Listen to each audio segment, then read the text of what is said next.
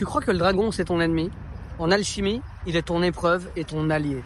Il est ce qui peut te dévorer et ce que tu dois intégrer. La prima materia, brute, obscure, indomptée. Parfois, il a deux têtes, l'une tournée vers le soleil et l'autre vers la lune. Le dragon, il incarne aussi des opposés. Le fixe et le volatile, le soufre et le mercure, le conscient et l'inconscient.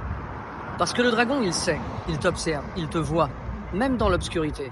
Il sait que tu es là, tu ne peux pas lui échapper. Tu ne peux pas échapper au regard du dragon. Parce que le dragon, c'est toi. Le dragon, c'est ton ultime épreuve. Ta plus grande peur, ta plus grande colère, ton plus grand désir peut-être. Si tu le regardes en face, il devient ton guide. Il te mène à la transmutation. Parce que le dragon n'est pas là pour te détruire. Comme tu l'auras compris, en alchimie, il est là pour que tu te révèles. Le dragon, qui n'est donc pas une bête à abattre, est un gardien, le gardien du secret. La plupart du temps, d'ailleurs, il veille sur un trésor. Et c'est ce trésor-là que tu découvres à l'intérieur de toi quand tu décides de l'affronter. Et l'affronter, ça veut pas dire le détruire. Le dragon est lié aux 4 éléments. Il vit sous la montagne, il est lié à la terre. Il crache du feu, c'est une force vivante. Il a des ailes pour voler, car il se déplace dans les airs, mais aussi dans l'eau. Et d'ailleurs, il a des écailles. Il vit sous la montagne. Symboliquement, c'est le règne de la terre, ce qui est lourd, stable, puissant. Il a des ailes pour voler. Il a donc une vision claire. Il se déplace de façon fluide. Aucun obstacle ne l'arrête.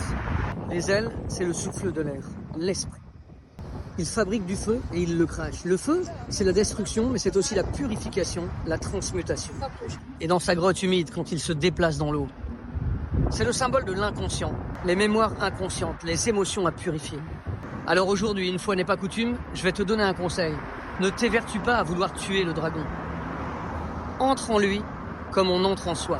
Le dragon, c'est ton désir de maîtrise. C'est le feu que tu caches sous la glace. C'est peut-être aussi ta peur d'être libre. Être face à lui, c'est donc une occasion de grandir. Alors oui, ce feu-là, il peut te brûler. Mais il peut aussi te forger. Parce que le dragon, c'est le feu de l'alchimie. Dans la grotte, cet Athanor, ce fourneau-là. Ton fourneau intérieur.